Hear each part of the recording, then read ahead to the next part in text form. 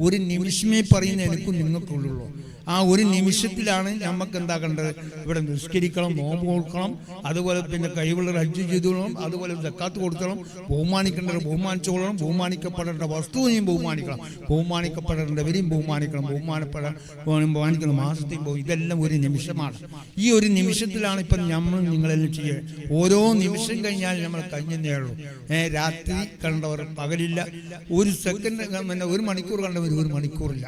പോകുന്നിടത്തേക്കാ ഞാൻ നിങ്ങളുണ്ടാക്കിയ കൊട്ടാരത്തിൽ നിന്നൊക്കെയല്ല, പിന്നെ എന്താണ് പാമ്പിൻ്റെയും അതുപോലെ ഉറുമ്പിൻ്റെയും തേളിൻ്റെയും ആ മാളത്തിലേക്കാണ് ഞാൻ നിങ്ങൾ പോകുന്നത്. അവിടെ ആർക്കും ഒരു സഹായമില്ല.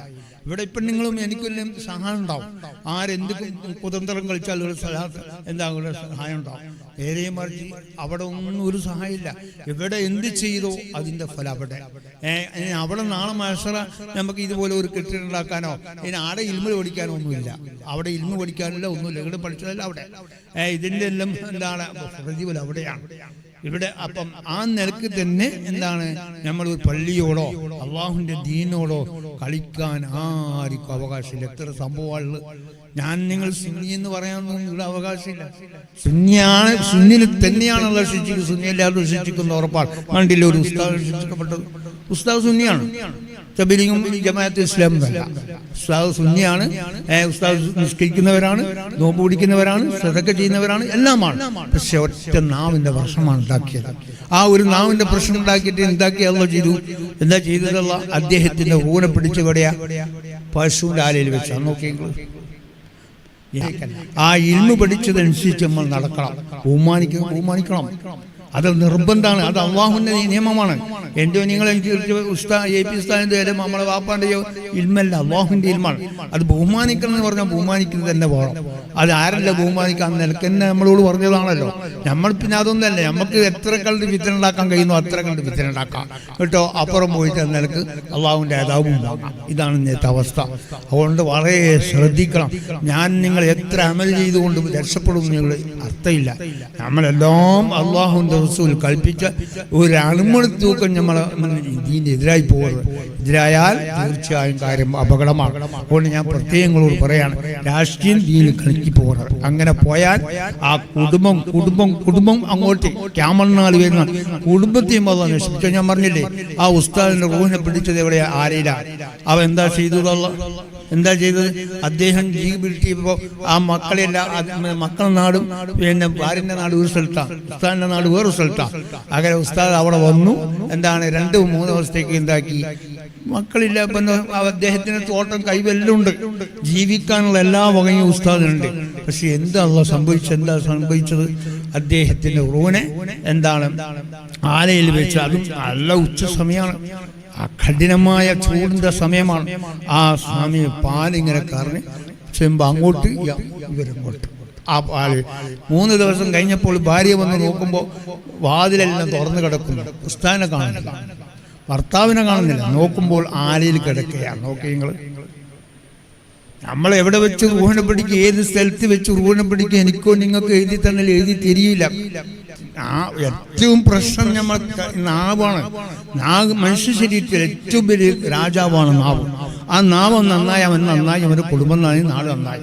അവൻ്റെ നാവ് നന്നായി കേട് വന്നാലോ അവനും കേടായി, അവൻ്റെ നാടും കേടായി, എല്ലാം കേടായി. അതാണ് സംഭവിച്ചത്. നാവ് കൊണ്ട് പറഞ്ഞാൽ കൈ കൊണ്ട് പറയിക്കുന്നു, കൈ കൊണ്ട് നാവ് പറയുന്നല്ല. അപ്പൊ അതെല്ലാം വളരെ എന്തായാലും പിന്നെ അവസാനം എന്തായി? അദ്ദേഹം കുളിപ്പിക്കുന്ന സമയത്ത് തോലടക്കം പറഞ്ഞു.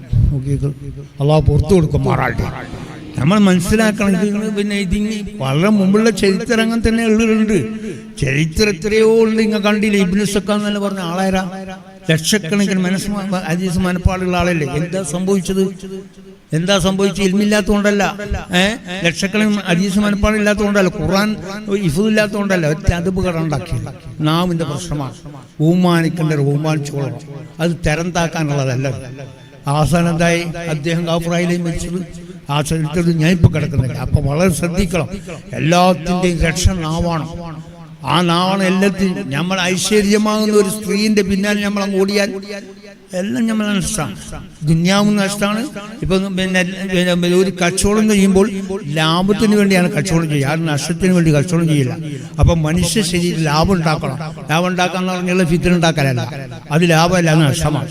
അപ്പം അതെല്ലാം ഓരോ സംഗതി നമ്മൾ മനസ്സിലാക്കണം. ഇപ്പം നിങ്ങളൊരു തെങ്ങ് നടക്കുന്നു, ഒരു തെങ്ങ് എന്താണ് നമ്മൾ നടന്നു, അത് നാട്ടിൻ്റെ ഫസൽ കിട്ടണമെന്നാണ് നമ്മളെ ചിന്ത. പക്ഷെ അതിന് ചെയ്യേണ്ട കാര്യം ചെയ്യണം. അതിന് വെള്ളമൊഴിക്കുന്നത് വെള്ളമൊഴിക്കണം, അത് ഈറ്റിടുന്നു ഈറ്റിടണം. അതിന് യോജിക്കാത്ത ഓദിക്കാത്ത വെള്ളത്തിന് വെച്ച് ആശ്രയം ജയിച്ചാലോ കത്തി നശിച്ചങ്ങ് പോവും. അതേപോലെ മനുഷ്യൻ എന്താണ്, നല്ല വഴിയിലേക്ക് പോകണം. അല്ലാത്ത വഴിയിലേക്ക് അങ്ങ് പോയാലോ, ഇബ്ലീസ് കാണിച്ച വഴിയിലേക്ക് പോയാൽ നരകം കാണേണ്ടി വരും. ഇത്രയും വേറൊന്നുമില്ല ഇവിടെ, വേറൊന്നും ഇവിടെ വരാനൊന്നുമില്ല. ഭൂമി പിന്നെ പൊട്ടി പിളരാനോ ആകാശം പൊളിയാനൊന്നുമില്ല. നമ്മൾ എന്താവും നരകം കാണുന്ന അർത്ഥമുള്ളൂ. അതുകൊണ്ട് അള്ളാഹു നമ്മളെ സലാമത്താക്കി തരട്ടെ. എല്ലാ സ്വർഗ്ഗിൽ നിന്നും അള്ളാഹു നമ്മളെ മക്കൾ അള്ളാഹു സലാമത്താക്കി തരട്ടെ. റബ്ബി ഇന്ന് പഠിച്ചതനുസരിച്ച് നടക്കാൻ ഞങ്ങൾക്ക് നീ തൗഫീഖ് റഹ്മാനെ. അതിന് എതിര് പ്രവർത്തിച്ച് നരകം കാണുന്ന അവസ്ഥയിലേക്ക് ഞങ്ങൾ നീ എത്തിക്കല്ല റഹ്മാനെ. റബ്ബെ ഞങ്ങളെ അമലുകളെല്ലാം നീ സ്വീകരിക്കണം റഹ്മാനെ. ഇതെല്ലാം അള്ളാഹുവിൻ്റെ വജ്ജിന് വേണ്ടി ഞങ്ങൾക്ക് നീ തരണം റഹ്മാനെ. അല്ല പേരിനോ പ്രസ്തിക്കൊന്നുമല്ല, ഞങ്ങൾ നീ ആക്കല്ല റഹ്മാനെ. നീ തന്നല്ല സമ്പത്ത് നല്ല വഴിയിലേക്ക് ചെലവഴിക്കാൻ നീ തൗഫീഖ് റഹ്മാനെ. സ്വീകരിക്കണം റഹ്മാനെ. ഗായിബാക്കല്ല റഹ്മാനെ. മാനായ റബ്ബി അവസാനം ഞങ്ങളെല്ലാം ഓരോരുത്തരുടെയും ആക്കിബത്ത് നന്നായി ലാ ഇലാഹ ഇല്ലല്ലാഹ് എന്നുള്ള കലിമത്ത് തൗഹീദ് ഉച്ചരിക്കുന്ന നീ പെടുത്തണം റഹ്മാനെ. ഞങ്ങളെല്ലാവരും ജന്നാത്തുൽ ഫിർദൗസ് നീ കടത്തണം റഹ്മാനെ. ആമീൻ റഹ്മതിക യാ അർഹമർ റഹീം.